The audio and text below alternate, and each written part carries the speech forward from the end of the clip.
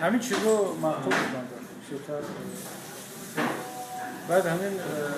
تحملگرایی تولرانت نیست که در کره جنوبی هست همه چیز آزاد دین ها آزاد ما مسلمان ها امروز الحمدلله مسجد رفتیم بسیار مسجد خوب همه قوم ملت ها هست دین ها آزادند حکومت دموکراسی است من همیشه در صحبت خودم در تاجیکستان کره جنوبی و شمالی رو مثال میارم یک ملت 40 سال 50 سال پیش یک جای بودن جنگ داخلی شد و جدا شدن دو دولت شد کره شمالی به کدام طرف رفت و این روز مردم کره شمالی در کدام شرایط زندگی میکنن کره جنوبی به کجا رسید وقتی که کره جنوبی آزادی داد به مردمش امروز کره سو در سطح جهانی در 15 کشور پیشرفته دنیا داخل است و بزرگترین شرکت های تلفنی و ماشین سازی و تکنیکای کاری در کره هست ولی کره شمالی چی استحصال میکنه؟ کره شمالی فقط یراق هم استحصال نمیکنه شاید از روسیه میگیرد از جایهای دیگر از خیتای میگیرد گرسنگی مردم قشاق مردم با کمند گیره میکنن با کمند میخندن و ولی باز فکر میکنن که از همه ملت خوشبختن یعنی ببینید که سیستم دولتداری میتواند از یک ملت هم توده عذر میخوام رمه گوسفند بسازد یا هم مردم رو به یک ملت پیشرفته تبدیل کرد بعضی‌ها در کشور ما در تاجیکستان میگن که ملت ما آماده نیست و ما طبیعت ملتمون همین است که در دموکراسی و آزادی نباید باشد ما باید همیشه یک رهبری سخت داشته باشیم در قفس روحانی زندگی کنیم و برای ما دموکراسی و بسیار حزبی و انتخابات آزاد موافق نیست ولی تجربه کریسو نشان داد که یک ملت میتواند هم دیکتاتوری داشته باشد هم دموکراسی داشته باشد پس همه ملت ها همین طبیعت دارند ممکن که در کره شمالی هم بگویند که برای مردم ما کریسو دموکرات نمیشه لازم نیست ما باید در همین سیستم دیکتاتوری زندگی کنیم در این کره جنوبی همسایه آنها میگن که نه در ما دموکراسی هم میتواند باشد و اثبات کردن که میتواند برای من همیشه در تاجیکستان میگن نگوید که ملت نمیتواند بگوید که من خودم نمیتوانم کمبودی خودم رو ملت بار نکنم ما میگیم که ملت میتواند برای چی؟ برای اینکه باور خودمون که خودمون شخصا میتوانیم با یک نماینده دینی دیگر با یک حزب دیگر زندگی داشته باشیم همین چیز در کره جنوبی با من سفر معقول شد و خب چیزی دیگری که راستی من بسیار خرسند شدم از آمدنم دیدار همین هموطنان تاجیک اگر شما را نادیده میرفتیم انصافا گویا که سفر نیست شده نیست که هدفها مکمل بار دیگر تشکر با شما و همه برادران آمده وقتی درس وقتی کار برای ما داشته باشید بسیار خوشحال است мы готовимся к выборам. Если вы позволите, я на таджикском буду говорить, хорошо? Потому что это им больше нужно. ما در حزب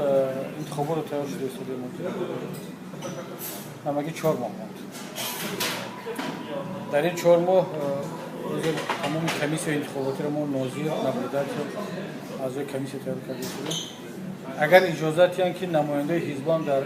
участок انتخاباتی کمیسیون را باشن ما پیشنهاد میکنیم تا حاضر اجازت ندادن ما خواستیم که در قانون تغییرات وارد کنیم که هر حزب سیاسی در کمیسیون انتخاباتی اعضا داشته باشد متاسفانه دپوتات‌ها قبول نکردن لیکن تئوری ما این خیلی است که باید که بیشتر شما که در اینجا والنتیار میگید ما دستیار میگیم دستیاران نهضت از کسای بچه‌ها دانشجویان دخترها جمع کرده اینا معرکه تبلیغاتی و معرکه انتخاباتی ما رو اصلا همینا پیش میبرن در اونجا حتما اعضای حزب بودن نه شرط نیست اکثر دستیاران ما اعضای حزب نیستن در انتخابات گذشته ما زیاده از 1000 دستیار داشتیم این انتخابات هم ممکن که دعوت کنیم ولی معلوم است که این انتخابات دشوار میشه برای که از حال و فشار شروع کردن بسیاری از دانشجویی که همراه ما همکاری میکنن اونا رو بعد دعوت میکنن یا از دانشگاه خارج میشن یا تهدید میکنن غمشون میکنن و از همه عجیبش همین است که همون روزایی که من ملاقات با جوانان دارم هر ماه یک بار همون روز پیشکی اعلام میکنیم ما که فلان روز در ساعت 3 میمونیم مثلا بخوره برای اون که ساعت 3 بچه‌ها از درس براین وقت آزاد باشه در یونیورسیته در همه یونیورسیته قریب در سال تا ساعت 5 میمونن تا 5 بیرون یا مجلس میمونن یا یک ملاقات میمونن که شنبهگی اعلام میکنن که بچه‌ها نبیان ملاقات یکی با وجود همینم زال خوب میشه این دفعه کمتر دشوار میشه در انتخابات لیکن مبارزه همین است و اگر شما یک هدف خودتون رو با دشواری به دست نبیارید براتون هیچ ارزش نداره همین استقلالیتی که ما تاجیکستان در ما رسید این یک هدیه بود تاجیکا برای استقلالیت مبارزه نبودن در رفرندوم سال 90 بود 94% تاجیکا طرفدار باقی ماندن شورایی بودن همگی 6% برای استقلالیت آواز داد و همین کسانی که امروز در حاکمیتن اکثریت خاطیش اگر همش هم نباشن اکثریتش طرفدار استقلالیت نبودن ولی اکنون خیلی چیکار کنیم مستقل شدیم برای همین به قدر زیاد نمیرسیم برای که تلاش نکنیم انتخابات هم اگر دشوار شود و براش مبارزه بریم جوانان کوشش کنن زحمت کشن انشاءالله آزادی هم براشون ارزش خواهد کادرهای خوب ملی برای فرق ندارد کدام حزب حرکت باشد نباشد باید که اینا در حکومت آینده کار کنند و در کریر بسیار یک سطح بلند علم هست من آرزوم همین است که جوانانی که تحصیل میکنند در اینجا برگردن با سر بلند و خدمت وطن ملت بکنند برای شما هم که در اینجا کار میکنید تجارت و استحصالات برای کار خواهانه و همونه که رزق خود و فرزندان و خشتوار رو در اینجا پیدا میکنه این هم یک